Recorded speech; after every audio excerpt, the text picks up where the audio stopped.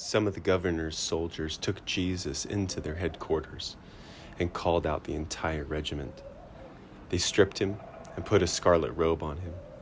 They wove thorn branches into a crown and put it on his head, and they placed a reed stick in his right hand as a scepter. Then they knelt before him in mockery and taunted, "Hail, King of the Jews!" And they spit on him and grabbed the stick and struck him on the head with it. When they were finally tired of mocking him, they took off the robe and put his own clothes on him again. Then they led him away to be crucified. Along the way, they came across a man named Simon, who was from Cyrene, and the soldiers forced him to carry Jesus' cross. And they went out to a place called Golgotha, which means place of the skull. The soldiers gave Jesus wine mixed with bitter gall, but when he had tasted, he refused it to drink it. After they had nailed him to the cross, the soldiers gambled for his clothes by throwing dice. Then they sat around and kept guard as he hung there. A sign was fastened above Jesus' head, announcing the charge against him. It read, "This is Jesus, the King of the Jews." Two revolutionaries were crucified with him, one on his right and one on his left. The people passing by shouted abuse, shaking their heads in mockery. "Look at you now," they yelled at him. "You said you were going to destroy the temple and rebuild it in 3 days.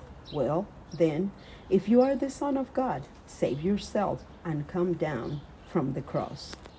The leading priests, the teachers of religious law, and the elders also mocked Jesus. "He saved others," they scoffed, "but he can't save himself. So he is the King of Israel, is he?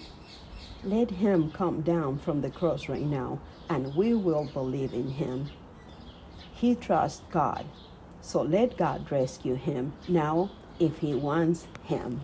For he said, 'I am the Son of God.'"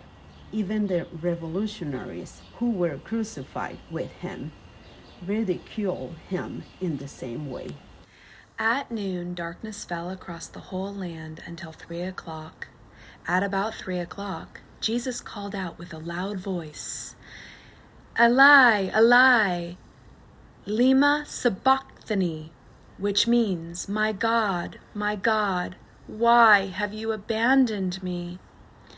Some of the bystanders misunderstood and thought he was calling for the prophet Elijah.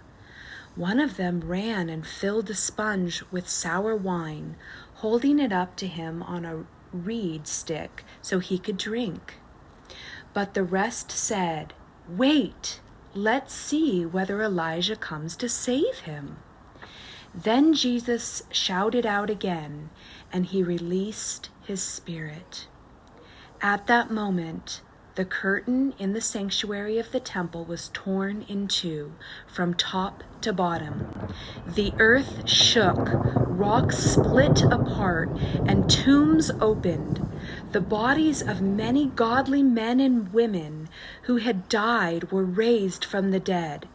They left the cemetery after Jesus' resurrection, went into the holy city of Jerusalem, and appeared to many people.